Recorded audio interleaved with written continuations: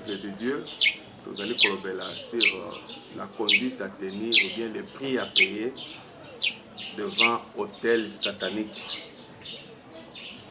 Bien aimé, hôtel ezali ebele, hôtel ezali ko constituer fondement, ezali ko constituer ba fondation oyo moko na moko azali kobunda.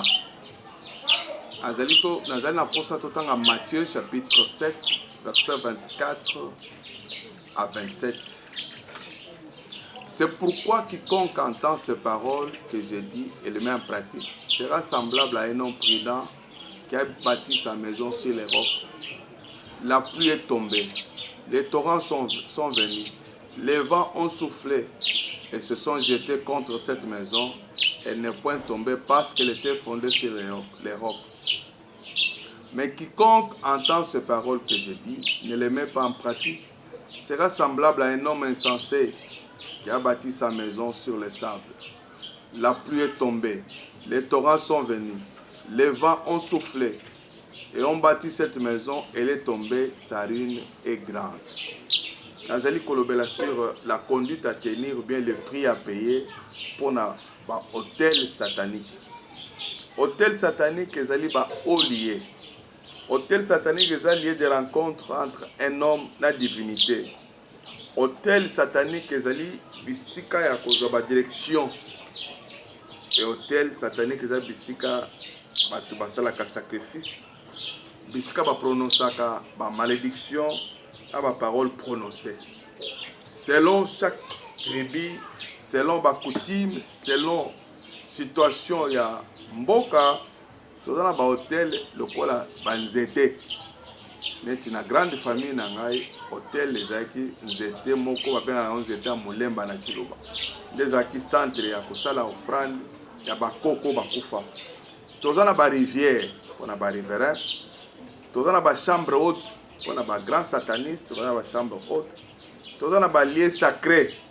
Toza na ba haut lieu, toza pe na ba bifurcation ezali ba hôtel minene. Et naza kopesa quelques signes à hôtel ezali progrès ezali. Petite famille, stérilité, célibat prolongé, ba limitation, petit progrès ezate, pauvreté na ba maladie générationnelle. Mais nalingi koyebisa yo ke biloko oyo eza kobundisa bato. Mais poto bima na ba hôtel oyo poto mona bolamo na Nzambe, la première des choses ezali la nouvelle naissance. Bato ebele bazo ya na église, bazo ba fanatique pasteur, bazo ko ya na église ko la ba visiteur, bazo ko ya na église ba bongama te. Ba mususu bayaka po baziste na biso betaka très bien. Orchestre na biso zo beta bien. Mususu ayaka po cameraman abimise na portrait. Mais c'est ainsi que bato ndengwana balandaka nde mouvement nde au moins bandimi ebele toza na bango. So tali na parabola semer toza na 4 sortes de bandimi. C'est-à-dire Yesu yemoko azopesa exemple abi oyo kwei na bonne terre eza 25%. Et 25% là toza pe na 3 sortes de production. Ba produire 30%, 60% na 100%. C'est-à-dire Yesu azore péché na bata 30%. Ebele baza bongo mateye kotaka. Mais souci ya vie étouffé. Et ebele baza wa en église ayeko présenter bata modèle à souki. Mais ça né de nouveau. Ayaka kutu azala makango ya pasteur akwesa pasteur. Nde naza besoin pour hôtel ezanga misala. Oh, botama mbala mibale. Parce que Nicodème aza kotuna Yesu abikolo makambo oyo ba dimension za kosala ndenge Yesu le ba dimension za kosenga la nouvelle naissance. Bien aimé naza besoin yo muto za kolanda ngai Luka obota mbala mibale. Obota ma de l'esprit. De comment un changement, de comment on vivre une vie de surnaturel. Et Luka baptême du Saint-Esprit. Ce que je baptême du Saint-Esprit, on m'a dit ma dimension. Ce que je baptême du Saint-Esprit, donc autour d'un Saint-Esprit, Saint-Esprit, ma camoni, il est quand la famille n'a pas. Hôtel les akobonisa biso ezawat. Poko to na papa le bi makambo na biso to ebite. Po sambela kaka. Otuni mama ko ebisa. Te biso to zaka bato amoni. Biso to zaka ka boy. Ngai, je n'aime pas voir les pasteurs dans ma parcelle. Je n'aime pas voir ces gens sont des aventuriers. Mais je battais pourquoi papa n'est pas pasteur. Mais ce que tu ni Saint-Esprit, à quoi biso vraie réalité. Ce que tu ni Saint-Esprit, à quoi biso ba dimension. Parce que ndeko moko pe abali kota mabonde premier jour à côté ndako ali bana mbala lobité au moins ba chambre nyonso mais chambre ko kota te nde yango ezo ko lesa biso. C'est-à-dire il faut y avoir hôtel pour y avoir kobunda bien. Il faut y avoir hôtel. Saint-Esprit nda ayebi adresse ya hôtel la famille na bien. Saint-Esprit nda ko bimisa yo et paye nini hôtel la famille ezali. Et là, comme il faut la direction divine dans chaque cas. Hôtel ya biso en zete, ezande mona hôtel ya ndako boko côté. Chambre haute. Eza ko senga mutu aza na niveau supérieur pour ya kosilisa. Hôtel ineti bande kwa Jéricho balobi, le séjour est bon. Les eaux sont amères et la terre est stérile. Il a fallu mutu aza na double portion en onction ya Eli. Pour ya kosilisa mikumba oyo. Yo pe tuna Nzambe. Qu'est-ce que je peux faire? Na sala nini pona bi ma situation. Na bi pe papa pasteur afanda abondela keza kosimba. Mkola kota jeune à 7 jours akuti mwasi akangi bisaka. Na bana kei. Bien aimé tuna Nzambe direction divine. Pour bi na hôtel la famille. Eza peut-être mais c'est impossible. Eza peut-être mais c'est compliqué. Parce que Bible dit avec Dieu nous ferons des espoirs. Pour mususu sengeli ko servir Nzambe. Bible nanga le dit vous servirez l'Éternel votre Dieu. Ce qu'on a dit il éloignera la maladie du milieu de vous. Bien aimé tant yo servir Nzambe hôtel les autres. Il augmentera le nombre de nos jours. Nzambe azolonga la maladie, Nzambe azopeso longue vie. Il bénira votre pain. Nzambe azeli kopambola lipa. Et ce qui bon côté. Il n'y aura dans ton pays ni femme stérile, ni femme qui avole. C'est-à-dire que maladie est brisée, stérilité est brisée, piak est brisée, tant que vous soyez l'Nzambe. Et la Bible a dit, celui qui m'honore, mon père l'honorera. C'est-à-dire tant que vous avez travaillé pour Nzambe, Nzambe a honoré au kaka. Malgré bitumba, malgré la situation, zala gagner d'âme. Nikotisa na bilanga tata. Matthieu 6:33 comme alikola bilé na yo. Koya kaka na mikumba te. Nzambe aza besoin pe bato bakosa ele musala. Koya kaka na lamentation te. Yaka pe kumisa kaka Nzambe Seigneur.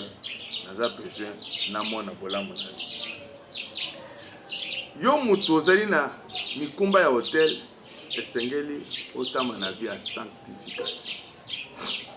Na lobeki se bande koma na bi Nzambe azali kopesa modèle ya kaleson pour na souverain sacrificateur. Alobi il faut banda na ange qui na genou. Yo pe fostamba na vie ya sanctification.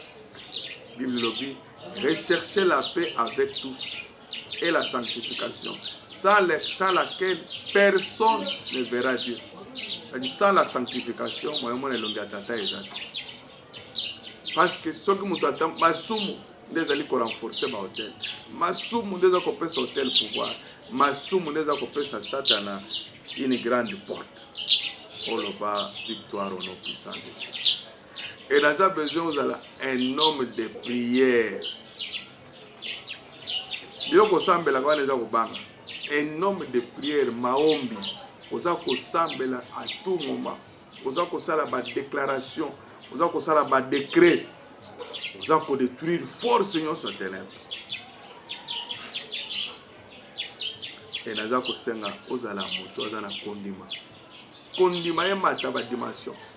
Kondima e mata niveau. Kondima na yo epesa yo elonga. Nzambe azana ngambo na obelela de temps à autre le sang de Jésus. au salaka Sainte Seine. Makila na Yesu ezali la plus grande carte où brisaka ba hôtel. Eza la plus grande carte où sukisa Pharaon. Eza la plus grande carte où sukisa force ya Moïse. Et loko mo makasi ça ezali on se positionner sur la parole de Dieu. Omoni ndeko Pierre asali musala butu mobimba a travaillé a kiti a sokola filet. Mais tant wayoki Yesu alobi ye Pierre pusana. Et tant Yesu azali ko pusana abi vie na travail butu mobimba mais sur ta parole je jeterai le filet. Quand on a jeté filet, miracle sera. Aziba bis. Bato basepeli, asisi ba nyongo nyonso. Naza besoin luka une parole prophétique oko kangamana. Naza besoin luka liloba na Nzambe kota yo. Oloba no il est écrit. Il serait toujours la tête de la tête. Oluka liloba na Nzambe ko sala yo bien. Oyo ko sepeli sa yo bitenga na zo komi position na liloba oyo. Ndenge papa we de baloba ke ayoka Nzambe ayebise que tu n'emprunteras pas. Tu ne peux pas mourir pauvre. Akangama nango esali. Et avant le kamususu ezali zala obéissant. Obéissant na principe ya Nzambe. Ozomona Saul azaki muto Nzambe alinga makasi. Mais atosa mibeko Nzambe. Ebela bato baza kolanda instruction ya Nzambe. Baza kolanda ba sentiment na bango na bandoto na bango lokutu. Na lotaki na monaki. Mais soki bayebiso tama na via sanctification. Pesa dim na yo, pesa offrande. Boyo kosala te, tazo sala. Bato baza prêt. Ya kosala bêtise, muto akoza prêt akolongwa okende matanga musika. Avec que passer na bango ko bonde. Mais so ebiso to na zena 3 jours ebiso za na estomac. Te zala muto azali obéissant à la parole de Dieu. Zala obéissant ya ba instruction ya Nzambe. Zala obéissant à makambo Nzambe azali koloba, vino ekobonga. Et naza besoin comme point mususu, pri mususu oza na bolingo na Nzambe. Linga Nzambe. Zana bolingo ya Nzambe. Zana bolingo église na yo. Zana bolingo ya misala ya Nzambe. Zana bolingo ko soutenir basali na Nzambe. Batebele bazolinga Nzambe, mais bazolinga nde mapamboli ya Nzambe. Comment ko linga Nzambe te molingi bénédiction ya Nzambe? C'est impossible. Linga na Nzambe apesa mapamboli. Linga Nzambe abikisaka. Linga Nzambe apambolaka. Linga Nzambe atombolaka. Omona makambo ebele ko changer na vie na. Naza besoin yo mutoza kolanda naye. Bon Nzambe kota. Bolingo na Nzambe kota. Bolingo ya temple na Nzambe kota. Bolingo gagner ba âme pona Nzambe kota. Et ozala pe muto aza koyoka pasteur na bino. Pasteur na azala mosakoli na yo oyo kotosa ye. Bien que na kati pe ya biso basali na Nzambe ba mélange comme ebele. Mais Saint-Esprit akamba yo po yeba wapi ya malamu. Yango naza besoin tosala mwa prière muke. Tombole maboko na yo. Nzambe na lola. Pesa ngai makasi ya koyoka yo. Pesa nga makasi ya kotosa ba principe na yo. Pesa makasi ya kolinga musala na yo. Seigneur, fongola nga miso. Révélez ngai hôtel ya famille na ngai zawa ena sala ni. Zambe butu ya lelo tika ete moto ne kite likolo hôtel nyonso. Moto ekite likolo prêtre hôtel nyonso. Et oya biso nyonso quand même hôtel eza libéré. Soki eza nzete epanzana. Soki eza nzungu epanzana. Soki eza nini epanzana. Soki eza libanga epanzana. Seigneur na mizingi na makila na Yesu. Tika ete parole na yo ezala oui amen na bomoi na ngai. Parole eko kisama. Na simba fruit ya parole na yo. Na prospérité aux égards. Nazali kopambola. Bandeko nyonso balandi mateya oyo. Nazali kopambola mabota na bango. Et vie na bango eza lisusu ya sete, vie eza likolo. Esala mabongo na kombo na Yesu Christ. sur naturel à partage na bino na kombo na Yesu Kristo tolobi amen.